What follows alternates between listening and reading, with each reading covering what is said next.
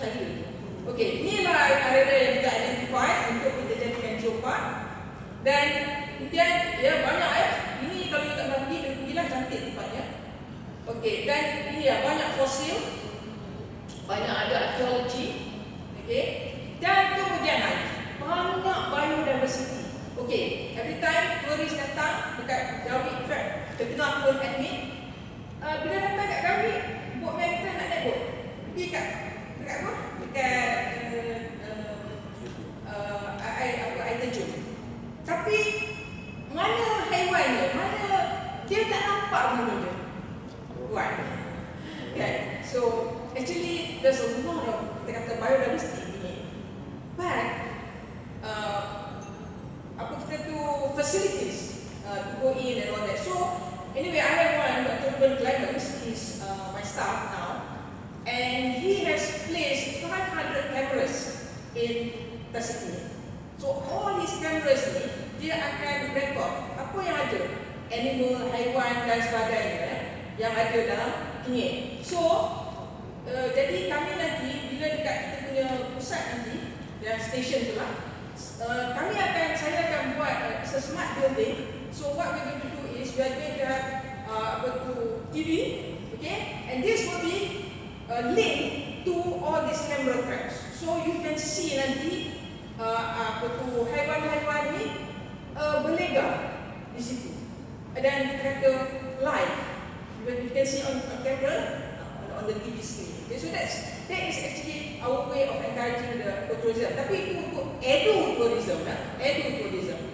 So actually all this, sebenarnya saya punya kerja ni bukan saya seorang ya. This is with UKM, Prof. Cik Aziz, Dr. Nohairi, so and then kita kata Jabatan Perikanan, Jabatan Perhutanan. So everybody is involved in this project geopark ni. It's not just UMT, okay? So anyway, kita kata macam-macam lagi ada. Harimau. Okay, jadi your ECR guys said there's 2 harimau di Taman Negara. Kan nak pukul saya kata. Tapi Dr. Ruben sudah tunjuk dalam dia punya kamera tu ada harimau yang beranak di Kenyir. So these are some of the biosite yang kita akan buat, ya, identify. Okay. Ni okey, sekarang ni tadi saya kata ada 3 kan, pusat pembangunan sosial ekonomi dan pusat ni. So, bawah pusat pembangunan sosial ekonomi, mereka sekarang ni kita kata okey, bila kita cakap kita nak buat geopark ini, apa kita buat? Pertama ialah kita turun padang. Dan kita pergi kepada setiap kampung, okey, di keliling apa nama yang kita akan identify sebagai geopark ini itu, dan kita explain kepada mereka apa dia geopark. Okay? And they were so interested, dia orang minta pejabat daerah bawa mereka ke Langkawi untuk tengok apa dia, macam mana geopark, how does it develop. Okay? In other words, bila kita buat sesuatu projek, kita kena involve orang bawah dulu, community dulu. Tanya dia nak ke tak nak. Jangan kita bagi je projek tu, dia tak ada, kadang-kadang dia tak ada. So, you must kita go down and ask them, do you want this project? Then only kita kata, you will get their cooperation. Otherwise, you find that's why projek banyak macam dulu projek aquaculture kita, Jabatan Perikanan buat macam government spend a lot of money opening all the fish pond and all that. Felda buat semua tak menjadi. Mengapa? Okay. Because at that time kita kata we were not ready. Definitely not ready. Where we had a few people who knows about fish, but the majority doesn't. We must educate them first. Okay? So, kita kata, how do you educate them? Firstly, kata, tukar minda je. Sekarang ni, orang kampung, kan, dia punya minda apa? Minda nak subsidi minda apa, kan? So, we have to tukar minda. So, bawah kita punya, so that's why kita punya pusat penguat sosial, dia orang pergilah go into all the kampung. And what we do, okay, maknanya dia orang tengok dulu pendapatan di kampung semua tu, apakah produk yang dia buat tu, dan kita kata bagaimana kita nak tukar minda dia orang supaya, because sekarang ni kita kata for example lah, this is under social economy dulu kita nak bangunkan dunia penuh, nak bangunkan pendidikan warisan budaya dan sebab apa? Orang-orang kampung pergi di Tasik Fikir for example, dia tak tahu bahawa kampung dia tu unik. Kampung dia ada batu bersurat. Kampung dia ada apa kita kata macam dia ada lebah kelulut yang boleh jadi agriculture. Dia ada kuih tradisional yang ada kat situ saja, tak ada tempat lain. Nampak? Satu sekarang ni kita kena tunjukkan dia bahawa these are, kita akan datangkan, akan berjana ekonomi kalau dia tahu nak buat macam tu. Tetapi sekarang ni dia tak tahu misalnya for example kita boleh buat macam trail lah, kita kata tourist trail. So kampung ni ada apa, kampung ni ada apa, kampung ni ada apa. Okey, jadi turis datang satu bus load, dia pergi kampung ni, dia tengok apa yang ada, pergi kat sini apa ada, sampel dia, aktiviti dia dan sebagainya. So that way kita kata you involve the community, then there will be, kita kata in fact they are very looking forward to this thing. Baru ni ada orang buat kolokvium baru ni, dia orang dah bawa dah produk kat situ. Lada datang lah, tapi Lada dah cakap pasal dia punya tu je. Jadi unfortunately I was not there lah. So apa kata so dia tak boleh, orang kampung dia tak boleh. Kalau you nak dapat ni kalau you nak orang kampung kan, you have to go down. You tak boleh kita kata bagi your hotel, tak boleh. You have to go down, you have to understand that. Okay, this is where I said penurunan keadaan pendidikan dan cara pemindah. Dr. Sharifah Maziaki itu yang tengah cakap tu. She is a counsellor, but she is very good. She can, apa kita kata dia nak tukarkan mindset dia orang sebelum kita introduce any project. So now what she does, baru ni saya attend talk lah. Dia dekat seberang Takir, dia buat satu terapi minda. And you know, the whole of school, men and women nelayan. Okay, you tahu separuh nelayan isteri itu menangis kerana apa yang ditunjuk tu memang kita kata it's not happening. Okay. So now Tengah Penyet has got a lot of tourist activities. Ada orang asli ni semua barrier ni. Why Tengah Jeput is important for Terengganu? Okay, while production forests generate income, preserve forests also generate income by attracting ecotourism activities, the fastest growing sector in tourism today. And in 2009, Terengganu tourism revenue was estimated to be around 2.6 million. Okay, based on the economic study, Malaysian residents are willing to pay as much as 252.7 million per year to prevent logging of forests as large as 3,000 km per hour.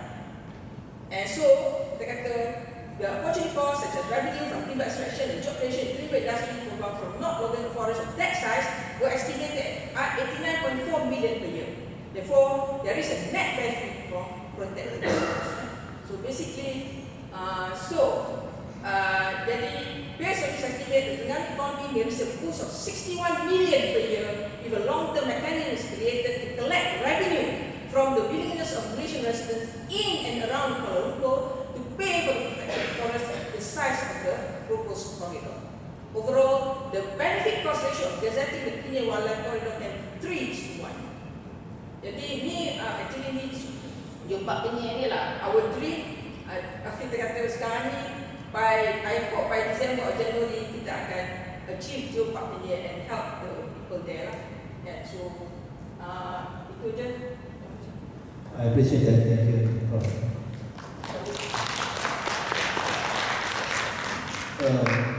Kita sangat memahami bagaimana masing-masing panelis banyak bahan untuk di-share dengan kita. I think they were very prepared. Cuma sayangnya keterbatasan waktu tidak mengizinkan. Baik, now kita menyadari juga bahawa UCR telah berfungsi walaupun usianya baru 2007 establish, baru 7 tahun. Kita lihat misalnya angka pelaburan sebanyak 7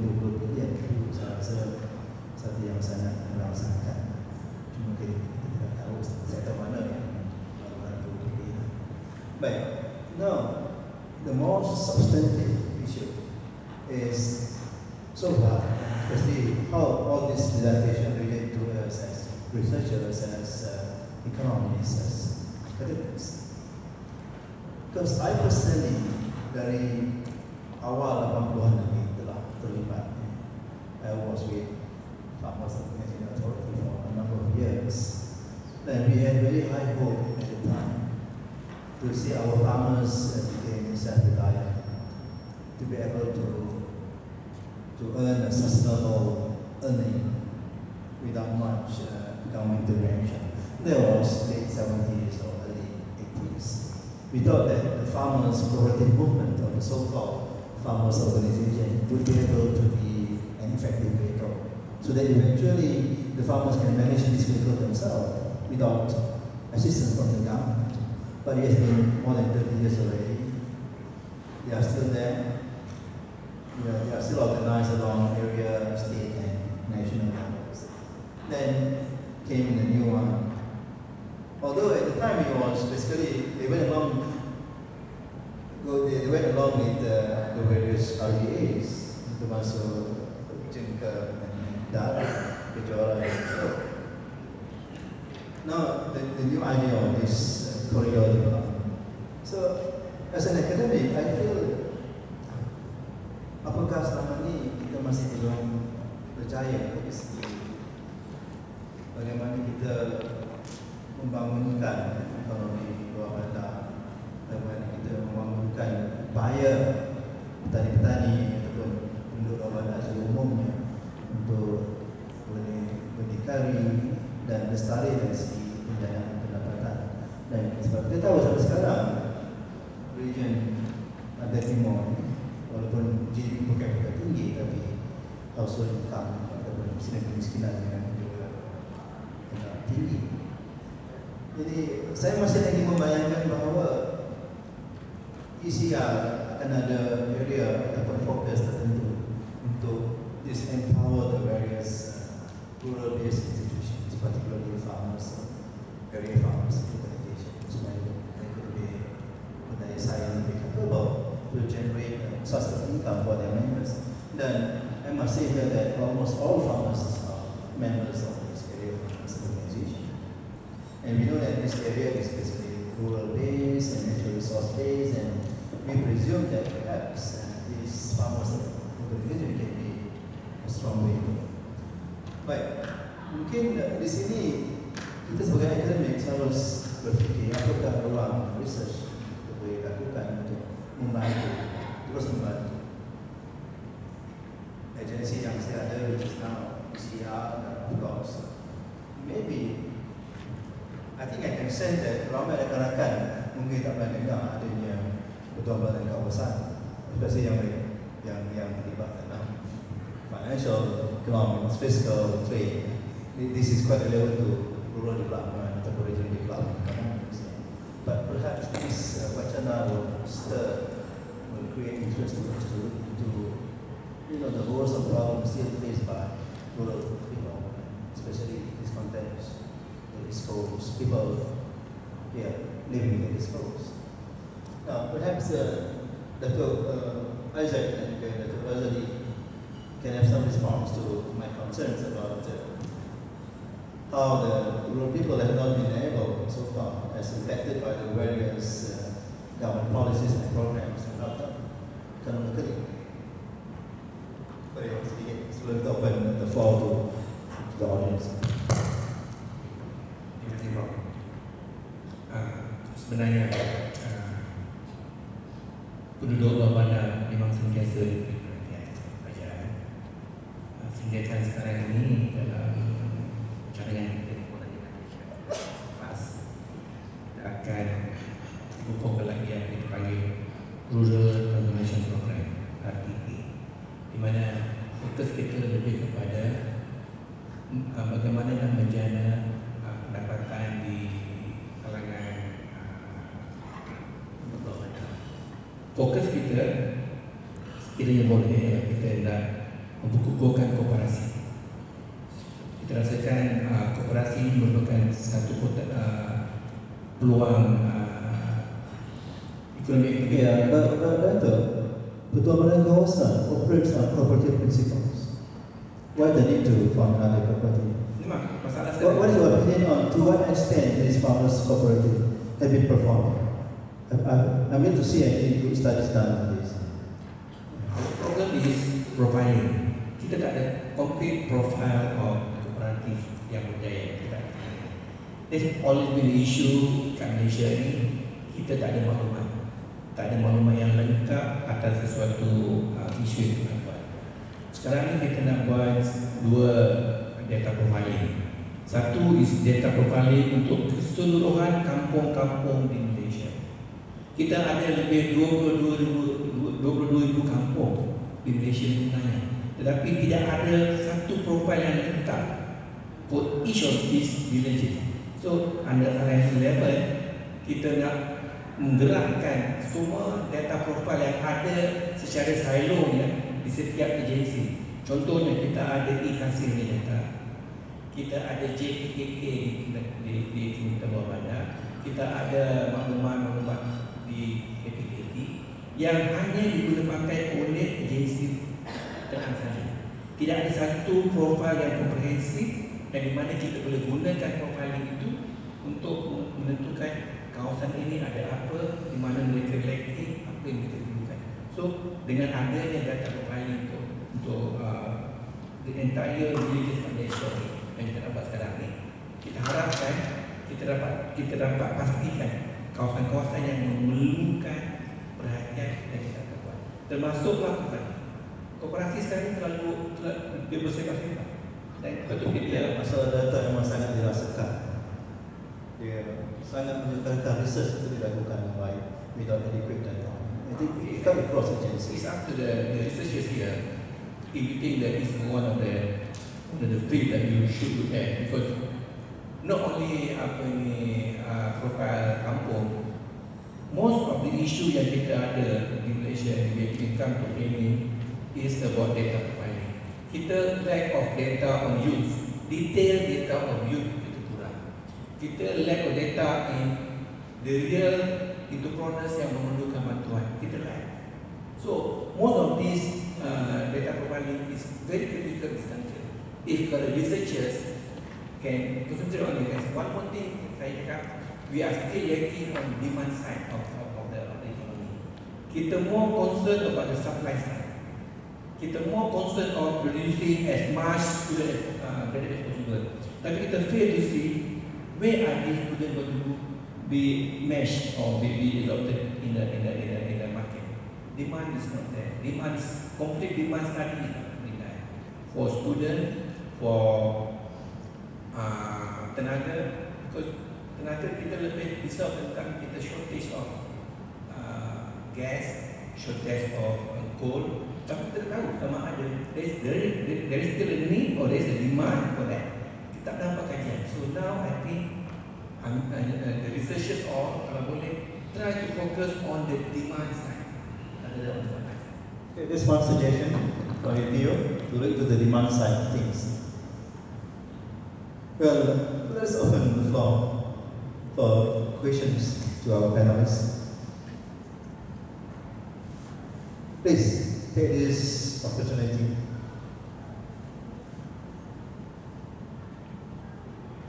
Yeah, the Tazro from Communist Party UK.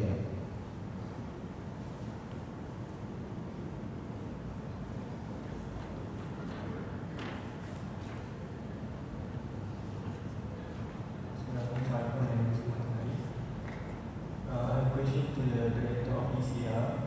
Okay, if you look at the history of Malaysia since 1990 or 70, the country was facing the issue of imbalance economic growth because of among Malay, Chinese and Indian. So there were a lot of policies that were introduced. There were a lot of policies introduced by the government, for example like NDP, in order to reduce this imbalance. And the issue of the imbalance was very serious because we could see like in 90 or 70 there was like issue of identification of occupation by ethnic. For example, like Malay dominated was the dominant group in low economic activity, Chinese dominated business and commerce, for example. So, my question is, to what extent or what is the role of ECER in order to solve this kind of problem? For example, like to promote more Malays or Indian to like business of commerce activities. Thank you. Thank you. You got a question, Dr.? I think in terms of business and entrepreneurship,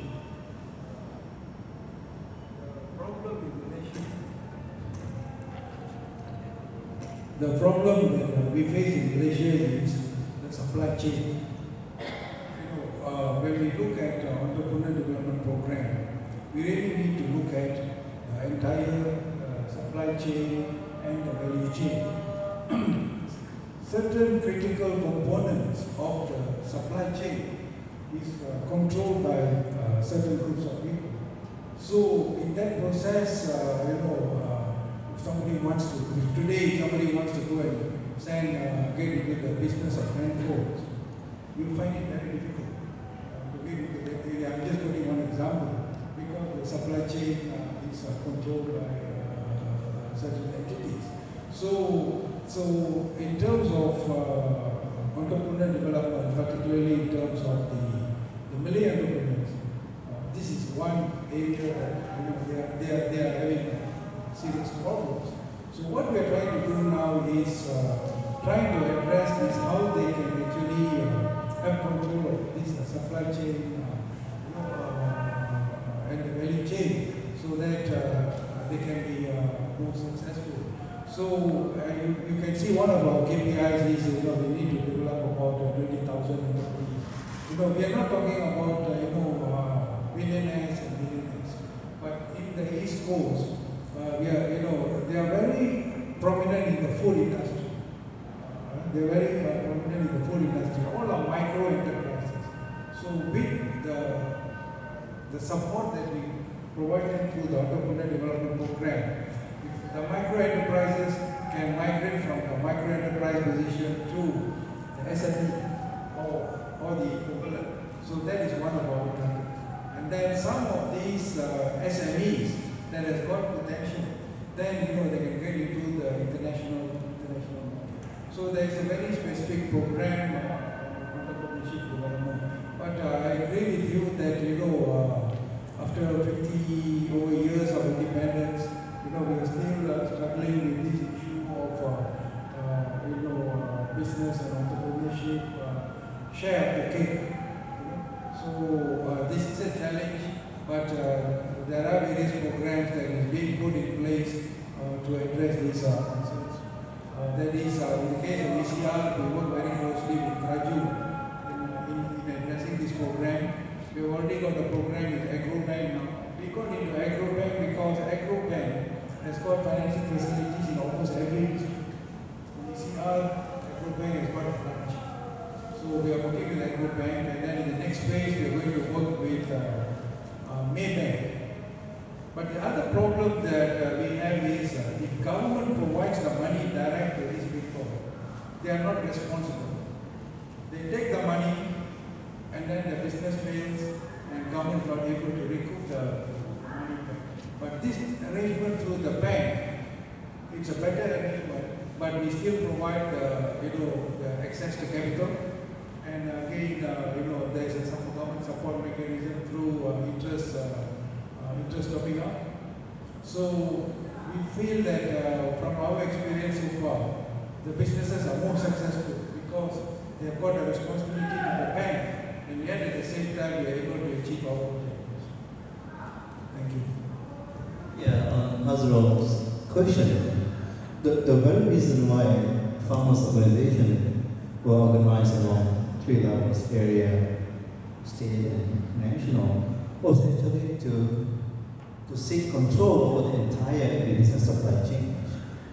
That was being discussed, debated a lot in the early 70s. Now, after close to 40 years, seems that the problem remains. So, I don't know, I don't think I have any question, but clearly for academics, there's a clear need for us to look into these, find more innovative ways to help the Maputra community in particular to build out entrepreneurship capacity so that in the end they won't be continue to rely on government intervention. And I don't know, now is beyond one. We are approaching, we have encroached the lunch hour. I don't know, perhaps last note from the two doctors, to advisors on what sort of research issue that we shall be looking at in the context of developing the East Coast region.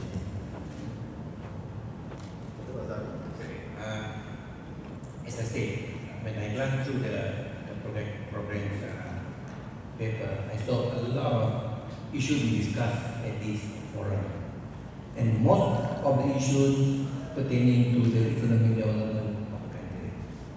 So what I would like to suggest is that it's good that for you to discuss this in this forum, but at least you document this finding of your discussion and share with us, share with the authorities that dealing with this subject matter. For instance, when you are talking about human development, definitely we have EPU that looking at this issue. We also have some institutions looking at the issue, and we are just hoping that your findings of each of these papers that you discuss here make available to us. Because then, whatever idea you have, not only be kept on the shelf or only be used for your academic purposes, but at least we can get the gist of or possibly some workable or implementable ideas that you have from this program. Then let us go, because we are, as I said, in the middle of coming up with our 11th plan.